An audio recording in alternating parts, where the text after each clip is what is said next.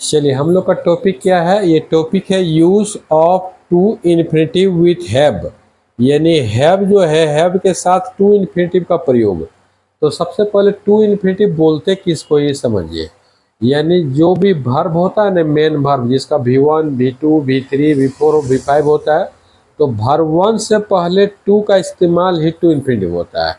जैसे प्लेन, हम लोग हर एक वर्ब का मूल रूप होता है, जितना भी वर्ब का मूल रूप होता है हिंदी में, क्या मूल रूप होता है? जैसे खेलना, पढ़ना, दौड़ना, नाचना। लेकिन जब टेंस में इस्तेमाल करते हैं, उसी में ना को हटाकर कुछ ज्वाइन करके करते हैं ना, खेलता है, खेल रहा है, खेल चुका है, कुछ चेंज करते हैं तो मूल रूप में ही छेड़खानी करते हैं। तो उसी तरह से क्रिया का भी मूल रूप होता है।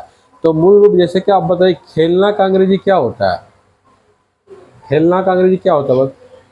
प्ले होता है। तो खेलना का अंग्रेजी आप लोग जानते हैं, प्ले। तो प्ले होता है खेलना, लेकिन खेलना का अंग्रेजी प्ले नहीं होता है। खेलना का अंग्रेजी प्ले नहीं होता है, तो फिर क्या होता है? तो खेलना का अंग्रेजी क्या होता है जानते हैं? यहाँ जैसे प्ले दिए ना, प्ले नहीं होता। खेलना का अंग्रेजी होता है टू प्ले। ये हुआ खेलना का अंग्रेजी, टू प्ले। प्ले से पहले टू, तो फिर उसका क्या होगा प्ले का? तो प्ले का अंग्रेजी हो जाएगा खेलो। प्ले, खेलो, गो, जाओ, कम, आओ, होता है ना। इम्परेटिव सेंटेंस में हम लोग बोलचाल में यूज करते हैं प्ले, खेलो, गो, जाओ, कम, आओ। तो इसी तरह से फिर जाओ को जाना अगर हमको बनाना है तो फिर क्या करना होगा? To go. टू गो तब हुआ जाना। आना, तो टू कम तब हो गया आना। अगर सिर्फ कम बोलते हैं तो आओ, लेकिन लोग जो है जनरली याद रखते हैं कम, गो, प्ले, इसी तरह से याद रखते हैं। तो इसीलिए इसका मूल रूप जो होता है, खेलना का मूल रूप माने इंग्लिश में प्ले नहीं होता है, क्या होता है? To play. और यही टू प्ले तो टू इन्फिनेटिव कहलाता है। यानी वर्ब से पहले जो टू लगा ना, उसी को हम लोग बोलते हैं टू प्ले, को ही बोलते हैं टू इन्फिनेटिव। तो अभी इस वाक्य में जो हम इस्तेमाल करेंगे ना, इसका मूल रूप का इस्तेमाल करेंगे। जैसे देखिए, टू प्ले, खेलना का मूल रूप का इस्तेमाल करेंगे, लेकिन किसके साथ? हैव, हैज, ये सब के साथ में प्रयोग करेंगे। तो इसका जो है कि अभी हम टू इन्फिनेटिव का प्रयोग करने के लिए जा रहे हैं। तो यहाँ पर सबका एगो चेहरा हम हमेशा शुरू से बताते आ रहे हैं। क्रिया के अंत में, क्रिया यानी कोई काम, कोई एक्शन वाला वर्ड, खेलना, खाना, पीना, दौड़ना जो है ना, तो उसी क्रिया के अंत में डायरेक्ट प्लस ना है, नी है, ने है लगा हुआ रहेगा। या क्रिया प्लस ना पढ़ता है, नी पढ़ती है, ना पढ़ता हूँ, ये दोनों में से कोई भी पहचान अगर आपका मिलेगा। जैसे देखिए, मुझे क्रिकेट खेलना है, तो ये अपना मूल क्रिया खेलना है, ना है में ही आ गया कि नहीं? मुझे क्रिकेट खेलना है यानी खेल क्रिया है, और ना है अंत में आ गया, खेलना है।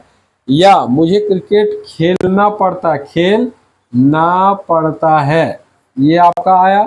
तो ये दोनों का दोनों पहचान ये दिख रहा है कि नहीं क्रिया के अंत में? तो ये दोनों पहचान दिख रहा है, तो अब इसका अपना एक रूल होगा। इससे पहले हम जितना सिखाते जा रहे हैं सब में कुछ कुछ रूल है ना, तो इसका भी अपना रूल है। तो इसका रूल क्या है? सब्जेक्ट के बाद या तो हैज लगेगा, या सॉरी, सब्जेक्ट के बाद या तो हैव लगेगा या हैज लगेगा। ये दोनों में से कोई एक लगेगा। उसके बाद जो क्रिया रहेगा वो अपना टू प्लस V1, यानी क्रिया का पहले टू लगेगा प्लस V1 प्लस ऑब्जेक्ट होगा। अब पहले यहाँ समझ लीजिए कि कौन सब्जेक्ट में हैव लगेगा, कौन सब्जेक्ट में हैज लगेगा। थर्ड पर्सन का सिंगुलर नंबर का सब्जेक्ट याद है? क्या क्या होता था? हाँ, ही, सी, इट, या कोई सिंगल नेम, यही है ना थर्ड पर्सन सिंगुलर नंबर का सब्जेक्ट। तो अगर थर्ड पर्सन का सिंगुलर नंबर का सब्जेक्ट रहेगा तो उसके साथ हैज लगेगा, हैज लगेगा। लेकिन अगर थर्ड पर्सन का सिंगुलर नंबर का सब्जेक्ट नहीं रहेगा तो उसके साथ क्या लगेगा? हैव लगेगा। तो जैसे मुझे क्रिकेट खेलना है या मुझे क्रिकेट खेलना पड़ता है, ये दोनों वाक्यों में मुझे जो है, मुझे का अंग्रेजी यहाँ पर आए होगा। तो आई जो है, तो आई आपका थर्ड पर्सन का सब्जेक्ट नहीं है, नहीं है, ये फर्स्ट पर्सन का सिंगुलर नंबर है। तो थर्ड पर्सन का सिंगुलर नंबर का सब्जेक्ट नहीं है, इसलिए हैज नहीं लगेगा, इसके साथ क्या लगेगा? हैव। अब कभी कभी आपके अंदर ये सवाल होगा, सर मुझे का अंग्रेजी आप सुने हैं मी होता है, फिर यहाँ आई कैसे हो गया? तो ये सब्जेक्ट के स्थान पर ये मुझे, यानी कि इसका रोल ऑब्जेक्ट के जगह पर ही रहता है। जैसे तुम मुझे जानते हो, तो मुझे हिंदी वाक्यांत में ही होता है, लेकिन कभी वही ऑब्जेक्ट सब्जेक्ट के जगह पर जब है गार्जियन के रूप में शुरू में खड़ा हो जाता है ना, तो वहां पर फिर मुझे का अंग्रेजी मी नहीं होता, फिर मुझे का अंग्रेजी आई होता है। जब ये ऑब्जेक्ट के जगह ले लेगा लास्ट तरफ में, तब मी होगा।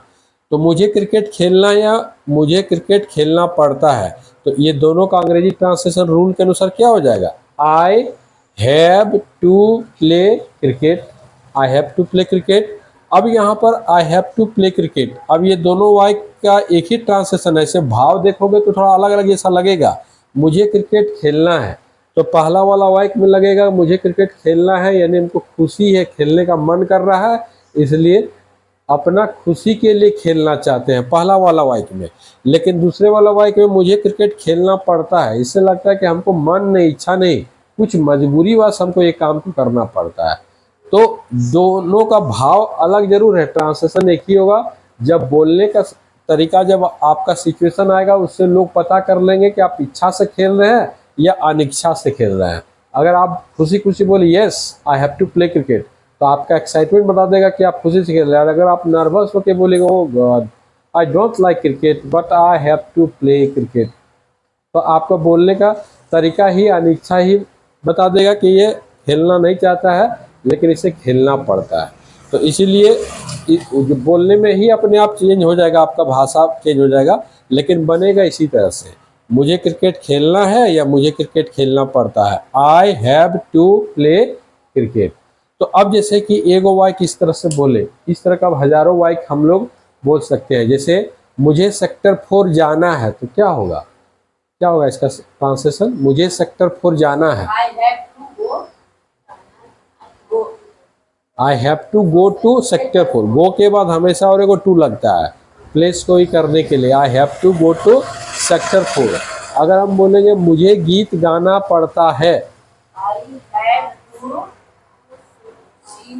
आई have to sing a song, तो इस तरह से बनेगा। और रहा सुपर 6, जो आप लोग सुपर 6 सीखे, उसी के अनुसार से अभी ये हैव को तोड़ दीजिए, इसको बना दीजिए सुपर 6। उसी का पास्ट रूप है। अभी जो हम लोग पढ़े ना 1 नंबर में, पॉइंट नंबर 1 में पढ़े, वो उसका प्रेजेंट रूप था। जैसे मुझे क्रिकेट खेलना है, तो 1 नंबर में आपका क्या हो गया? प्रेजेंट रूप हो गया, मुझे क्रिकेट खेलना है या मुझे क्रिकेट खेलना पड़ता है। तो उस काम को हम लोग पास्ट टेंस में भी तो बोल सकते हैं।